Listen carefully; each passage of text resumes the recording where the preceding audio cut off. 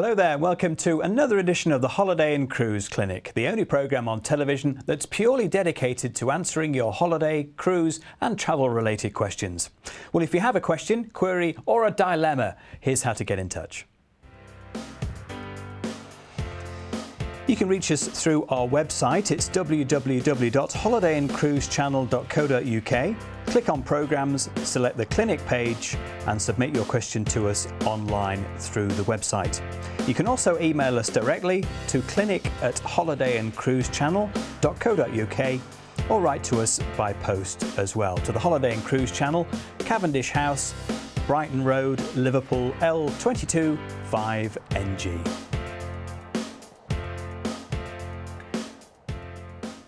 Now today, something a little different as we delve into one particular destination, and that's one that's close to my heart, Jersey, an island of opposites where cosmopolitan city life sits easily with lazy beach holidays and coastal walks. Sounds fantastic? Let's hear all about it as we talk to Jill McCarthy from CI Travel Group. Jill, welcome along. Now Jersey, fantastic, very accessible, very available, a little bit British and a little bit continental, I would say, is it? Yes, that's right. It's what we call an island of contrasts. The Jersey is very close to the UK. It's only 100 miles from the south coast and 14 miles from France. So that's where the French influence comes in.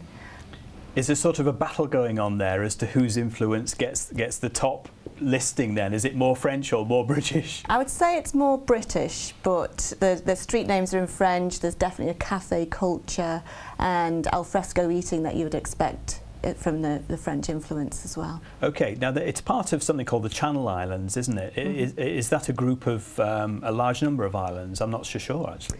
Well, there's Jersey is the largest and most southerly of the islands, and then there's Guernsey, Alderney, Herm and Sark. And the islands they get smaller and smaller, and you get to the point where there aren't any cars on the island as well in Sark, so very charming. That could be a good thing for a holiday in some respects, couldn't it? Have you been to them all?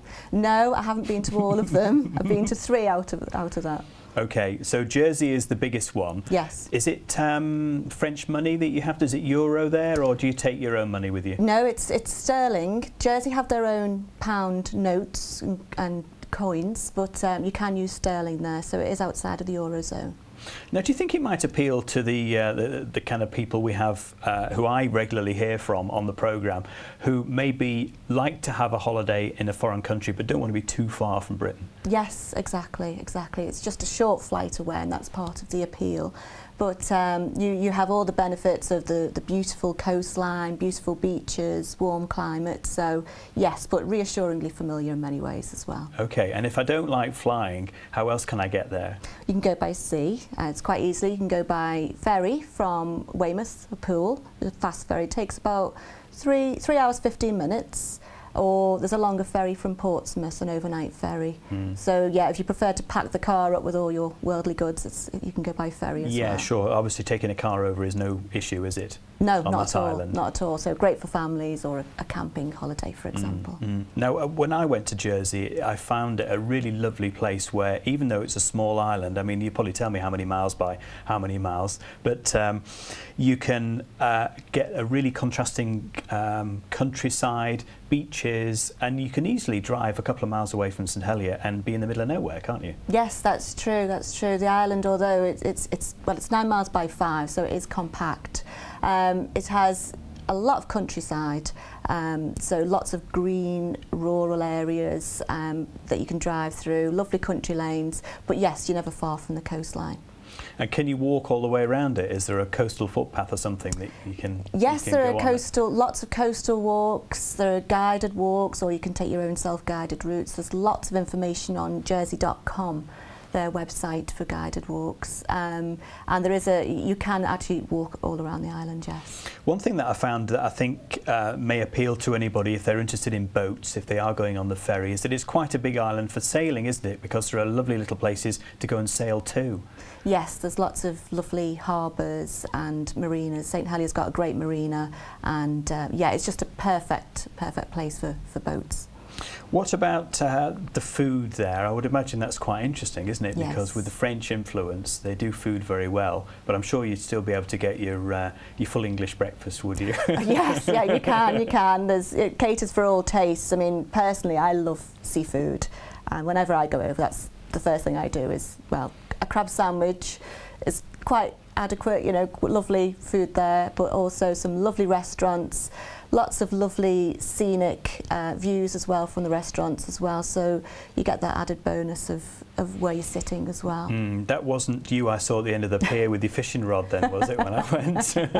No, that would be me eating the crab sandwich. Okay, fantastic. I think it's lovely and fresh, it sounds like, yes. Because being an island, they are quite self-sufficient, aren't they? They can grow their own vegetables and crops and things to a certain extent anyway, and obviously they've got a huge big sea all around them with full of lovely fish to eat. Yes, yeah, that's true. You know, a lot of the food is locally sourced, and they take great pride in the food as well. You know, and that is apparent when you're eating out, whether it is at a cafe or restaurant or a Michelin-starred restaurant.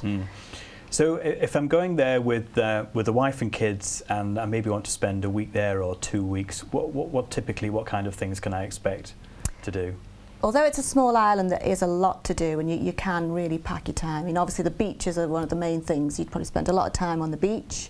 There's plenty of visitor attractions to go to as well. So, for example, I've got a couple of younger children, so we like to go to places like the amazing Maze or Living Legend, which caters for the smaller children. And there's some good swimming pools as well, with the flumes and like water parks. Water parks, yes. So you know that keeps them occupied. Cycling is great on the island as well. There's lots of green lanes where people take priority over cars. So you're very safe to cycle around, and it's very pleasant. Any hills? There's a few, but it's you can find some flat parts as well if you go along the promenade, and you can hire bikes to take you from St Helier right along the promenade to St Oban, which is nice and flat. Good. And across to the other side of the island, you could probably go to some very secluded beaches and maybe take a packed lunch with you or something and hide away from everybody else on the beach, perhaps. Yes, that's true. The north part of the island is more rocky and cliff-top walks, but there are some beautiful secluded bays there, whereas the south coast is more are more popular beaches.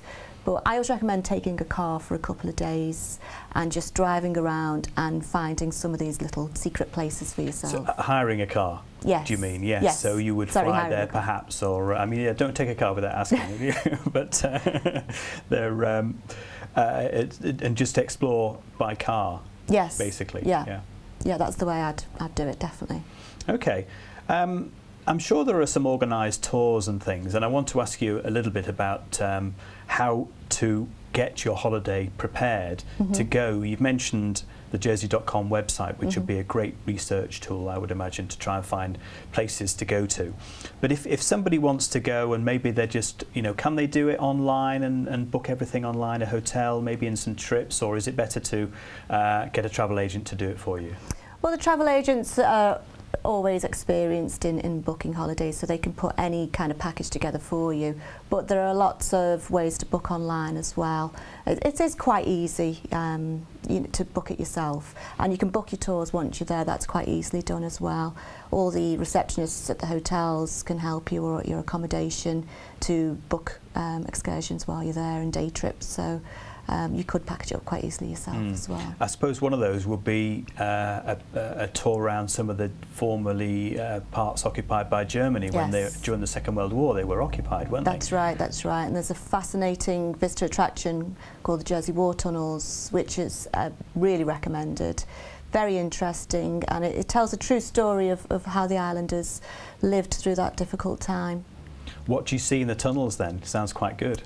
It's quite eerie, because they were prisoner of war, had to build these tunnels. It's all underground, but the way that they have presented it gives a very personal view. So they have actors' voices acting out parts of the islanders and the German soldiers that were occupying. It's really, really good, very interesting. And would that be okay for children? Do you think they'd be occupied enough with going in gloomy, dark tunnels, which they probably enjoy? I think for slightly older children, yes, because they'd be just interested in the whole story.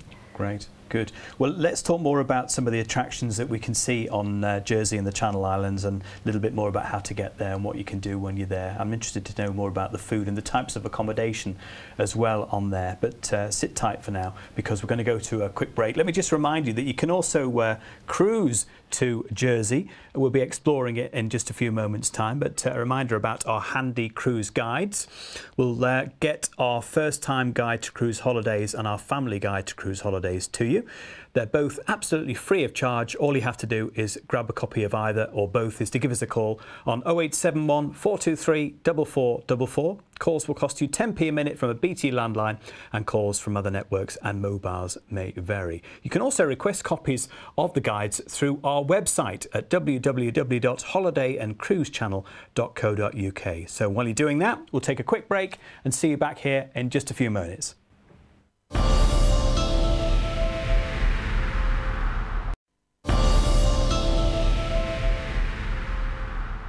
Hello there, welcome back to the Holiday and Cruise Clinic. Today we're enjoying the island of Jersey, where British and French influences meet together. Jill McCarthy from CI Travel Group is still with me. Jill, talking all about a lovely place to have a holiday, a little bit closer to France so you can try out some continental influences, and then close to home so you've got the British influences and all that you're familiar with, which I think is quite key to some people when they have a holiday.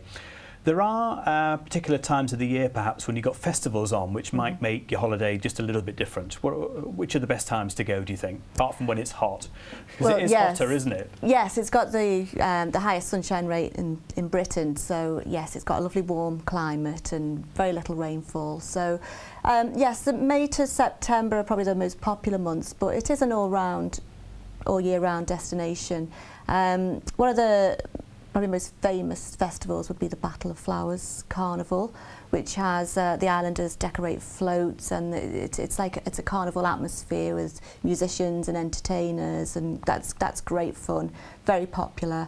But all through the year there are festivals such as food festivals, and walking festivals are very popular too in the spring and autumn. You were like rambling? Yes. Okay. Yes. Great. Lots of guided walks.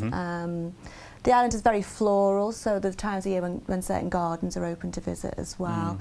But a whole range of events, every month there's something going on. Because there's a little bit, I'm thinking of the if you're not familiar with how it looks, what the island looks like from a countryside point of view, a little bit like Cornwall, I would imagine, isn't it? Yes. And especially with those gardens you just mentioned, that's very kind of a Cornish thing to do, isn't it? Yes, yeah, as I say, it's very pretty, very floral. You'll find that the spring flowers will be coming out earlier than they do here, and last longer as well. So if I'm going, and I'm perhaps going not between May and September, am I going to get a bit of a cheaper deal then, do you think? Yes, definitely. The airfares will be reduced, and the hotels will have lower rates as well. And you get good deals, free nights, for example. So you could take a short break there quite easily.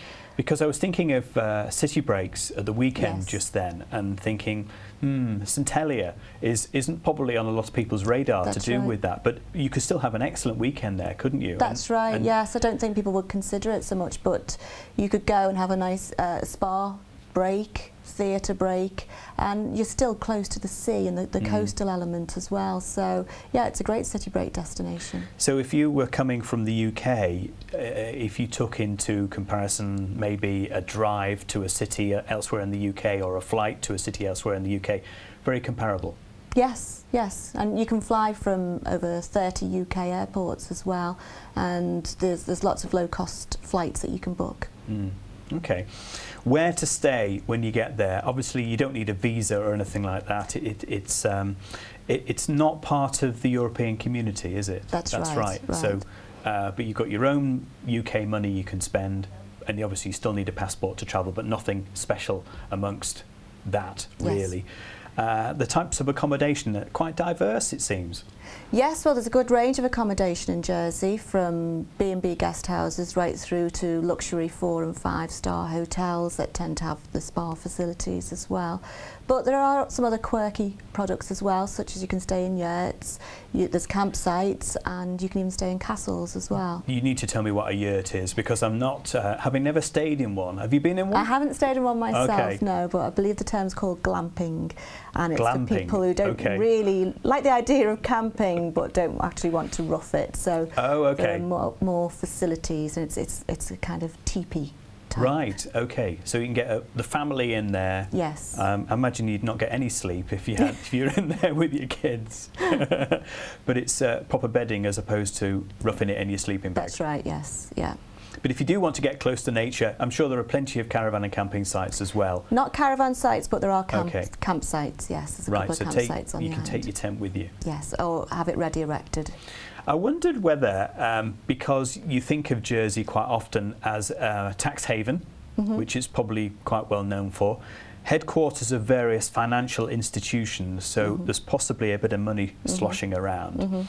If you wanted to go to a hotel where there was a fair amount of money available, you know, you can really go to a top-end hotel and kind of lavishly spend lots of money on yourself, could you? Yes, if you there's wanted to. some lovely hotels if you've got the cash to splash. It's some good 4- and 5-star hotels. As I said, they've got spa facilities, Michelin-starred restaurants. So yes, you could take a lovely break and really indulge yourself. You've been involved in Jersey for quite a long time, haven't you, in the travel Yes, industry? I have. When did you first kind of hear about the place? Well, it was 20 years ago when I started working for the company, and one of my responsibilities then was to go around the hotels and view them and check that they were okay to go into our brochures.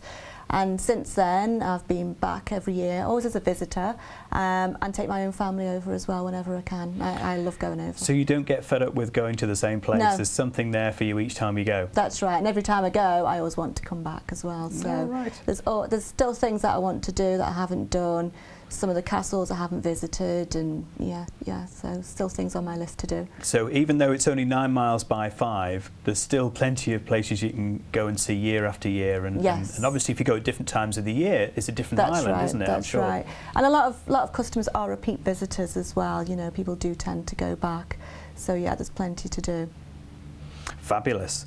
I wondered about trips to some of the other islands, perhaps. You know, because obviously the Channel Islands, I've no idea how widely spaced apart they are, how close together they are. If you wanted to pop off to an island where they don't have cars, for example, which sounds like a great day out to get away from it all, because you can ride around on horses, can't you? That's Horse and right, you cart can on take a some of them. horse and cart tour around the island. Where would you go? Well, you would go, take a day trip. You can take a day trip to France, where you would need a passport, and you can go over to Guernsey by air or by sea.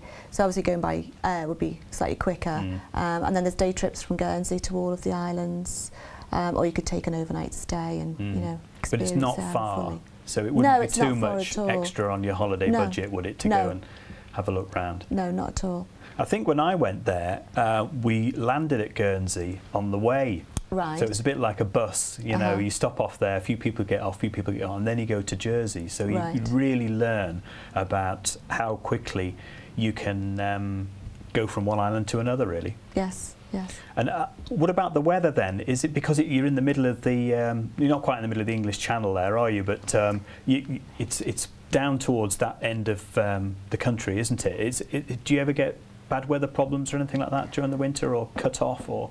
No, they get fog sometimes, but it's not. They hardly ever see snow. You know, that is a real novelty when snow falls.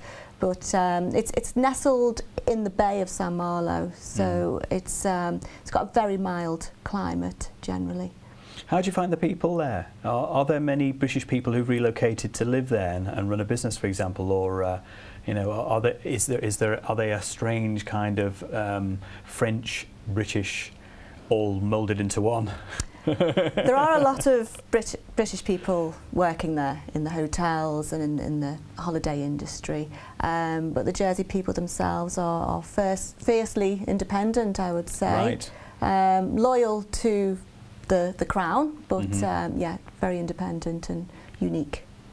Oh, yeah, sounds quite interesting. I wondered whether there was still this battle of the French versus the English. You know, I think we're probably known as not getting on too well somehow. So I was wondering how the island sits in the middle of it all. But everybody seems to be getting on quite finely. Yes, I think they do. There's lots of French visitors that come over, and likewise Jersey people go to France quite a lot. So it's quite harmonious, really. Yeah, yeah.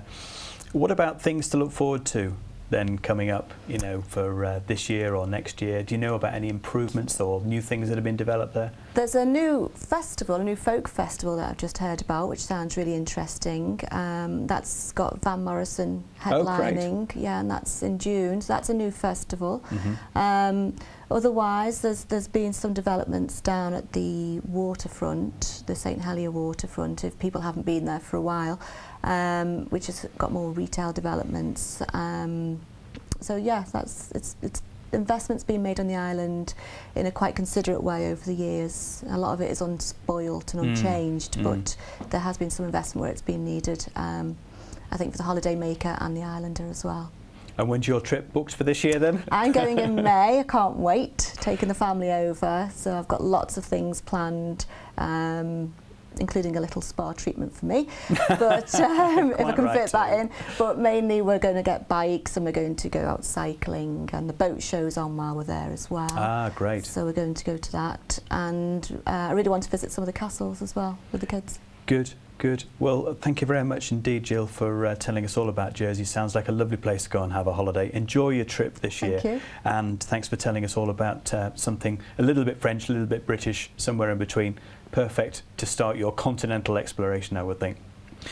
And just a quick reminder about these two handy guides that we talk about often on this programme. If you want a copy, remember, all you have to do is give us a call here at the Holiday and Cruise channel on 0871 423 4444. Calls will cost you 10p a minute from a BT landline, but calls from other networks and mobiles may vary. You can also request copies of these excellent guides through our website, www.holidayandcruisechannel.co.uk.